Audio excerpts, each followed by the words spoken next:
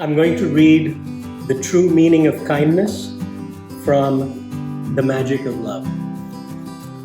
Ruhi and Ashna became good friends. Every day they would meet by the school gate and walk to class together. On this particular day, it was Ruhi's turn to lead the school assembly, and Ashna planned to be beside her to lend moral support. As they excitedly walked towards the school gate, a puppy emerged from behind the wall and started toddling towards them. Ruhi saw him first. Oh look, there's Spot. Why is he away from Ronnie and the rest of the litter? She wondered aloud, a touch of concern in her voice. Ronnie was a stray dog that had recently delivered a litter of puppies in a niche in the school wall. The guards at the school had kind of adopted her and made sure she was fed properly as she nursed her newborn litter. The girls were fascinated by the puppies and loved to watch them play. They had given each a name.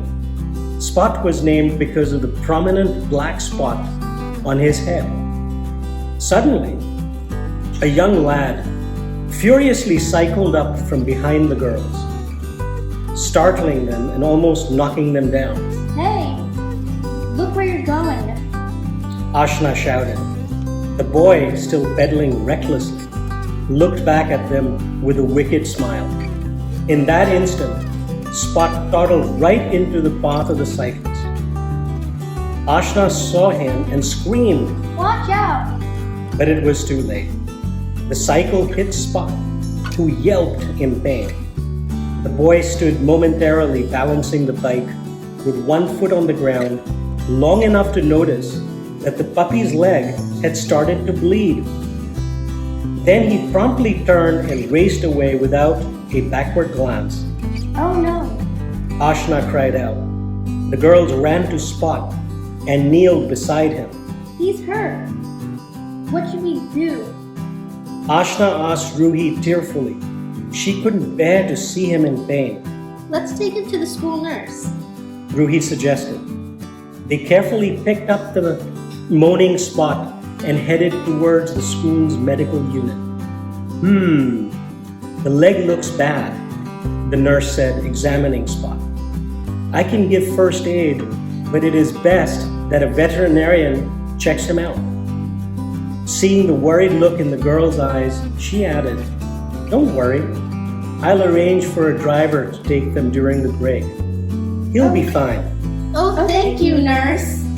The girl said, feeling a bit relieved. Spot soon stopped moaning as the nurse gently attended to him. You girls run along now, she finally said. You're getting late for the assembly. Spot is fine now. She smiled at them reassuringly. Reluctantly, the girls left. Somehow they got through the day but couldn't get Spot out of their mind. Before going home, they stopped by the nurse's room. She told them that the vet wanted to keep Spot overnight under observation and would contact the local SPCA to find a suitable home for his adoption. Oh boy! Hope sprang in Ashna's head, and she grasped Ruhi's hand, her eyes shining. Ruhi, shall I ask Nani if I could adopt him? She whispered, excitedly. Will she agree? Ruhi sounded doubtful, but Ashna was confident that she could get Nani to agree. Nani was Ashna's doting grandmother. When Ashna's parents were abroad on assignment, they left her in Nani's care, and Ashna always knew how to get her way with Nani. At home that evening, Ashna recounted every detail of the incident with Spot and the boy on the bike. Nani listened with full attention and patience as Ashna narrated the story blow by blow, rounding her eyes, gesturing with her hands, and undulating her voice for dramatic effect. When Ashna finally stopped talking, Nani expressed her appreciation. You and Ruhi did a very kind thing, Ashu dear. I am really proud of you. But I'm very angry with the boy on the bike. Ashna said passionately. What if he killed Spot? He hadn't even stopped to help. He could have shown some kindness. Nani lovingly put her hand on Ashna's head. I understand how you feel, Ashu darling, but before condemning him, should we not try to understand his reasons for behaving the way he did? Why, Nani? What's the point? What excuse could there have been for hitting a helpless puppy and then running away? Ashna said angrily. Because, Ashu dear, some children live under very rough conditions. They are deprived of the nourishment necessary to fulfill their physical and emotional needs. Maybe this boy did not get enough love and kindness from the people around him. If he was deprived and did not directly experience kindness, then it would be hard for him to understand what kindness is, let alone how to show it to others. Do you understand what I'm saying, darling? Nani asked gently. Ashna nodded. Her anger had begun to subside. Is that what happened to that boy? She asked in a softer voice. It is possible. Children such as yourself are fortunate to have a loving family. That boy was probably not so fortunate. When he hit Spot, he probably got afraid and ran away. Most insecure people are afraid to face the consequences of their actions.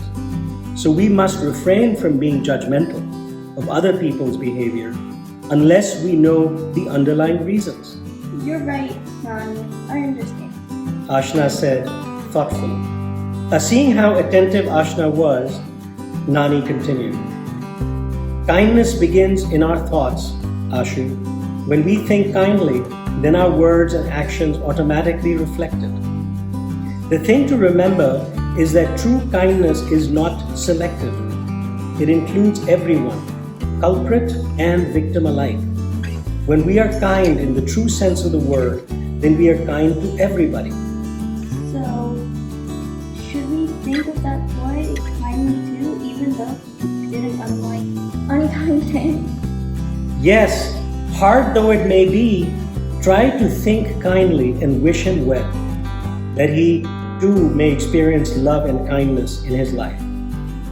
Ashna's thoughts switched to Spot. With all the talk about kindness, this was the perfect time to ask Nani about adopting him. She abruptly popped the question. Nani, could we adopt Spot? Before Nani could react, she continued. I worry for him. What if they can't find a loving home for him? At least with us, he'll have a loving family. Please, Nani? She implored.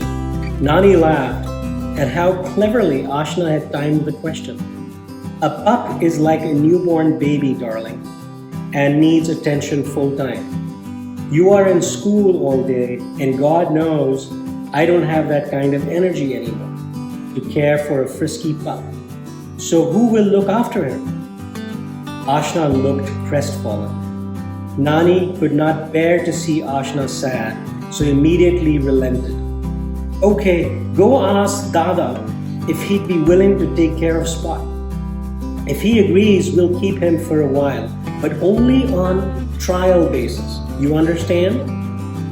If it doesn't work out, he goes right back to the SPCA. Oh, thank you, Nani. You're the best. Ashna hugged Nani, then ran to find Dada. Dada was the gardener who stayed on the premises and did odd jobs around the house. Ashna knew that Dada could never say no to her, and Spot was now sure to become part of the family. Yippee! She laughed out loud. She could hardly wait to bring Spot home. Tomorrow? She thought excitedly.